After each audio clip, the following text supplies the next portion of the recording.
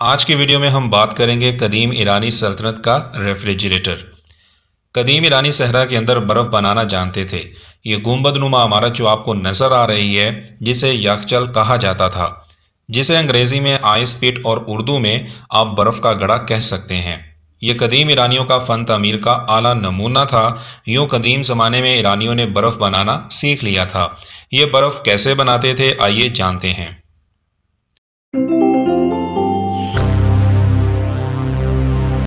اس عمارت کو بنانے کے لیے سب سے پہلے کھدائی کی جاتی تھی اور نچلے حصے کو چکنی مٹی کے ساتھ مضبوط بنایا جاتا تھا اور اس کو اس قدر دباؤ کے ساتھ دبایا جاتا تھا کہ اس میں سے گیپ بالکل ختم ہو جائے۔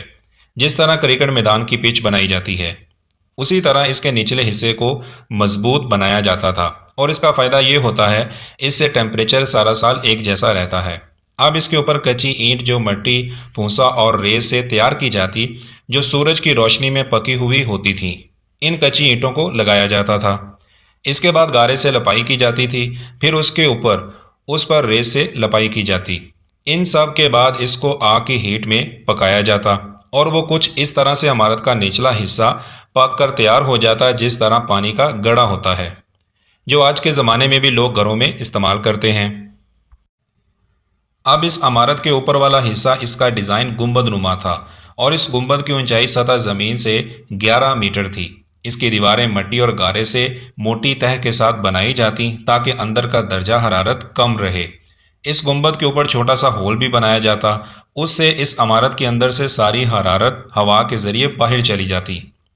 یہ عمارت ریگستان میں اس لیے بنائی جاتی تھی کیونکہ ریت مٹی کی بنسبت بہت تیزی سے دن کے وقت سورج سے حرارت کو جذب بھی کرتی ہے اور رات کے وقت اتنی ہی تیزی سے اخراج بھی کرتی ہے۔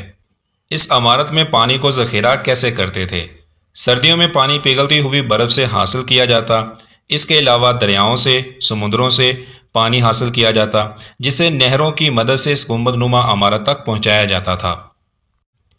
جب اس عمارت کے اندر پانی جمع ہو جاتا اور رات کو صحرا کا درجہ حرارت کم ہو جاتا تو یہ پانی برف بن جاتا۔ آپ جانتے ہیں کہ گرمیوں کے مہینے میں بھی رات کو صحرا ٹھنڈا ہوتا ہے اور سردیوں میں تو درجہ حرارت منفی میں چلا جاتا ہے، اور جب پانی برف بن جاتا تو چھوٹے چھوٹے بلاکس کی صورت میں اس عمارت کے سب سے نچلے حصے میں چلا جاتا، جہاں سب سے سرد درجہ حرارت ہوتا ہے اور مہینوں برف جمی رہتی ہے۔ گرمیوں میں پھر اس برف کو مختلف مشروبات، خوراک کو محفوظ رکھنے اور حتیٰ کہ میڈیکل پرپس کے لیے استعمال کیا جاتا ہے۔ یوں رات کو صحرا کی قدرتی طور پر کم درجہ حرارت کو استعمال کر کے اور ایک سادہ ٹیکنیک استعمال کر کے ایرانیوں نے برف بنائی اور اپنے زیر استعمال لائے۔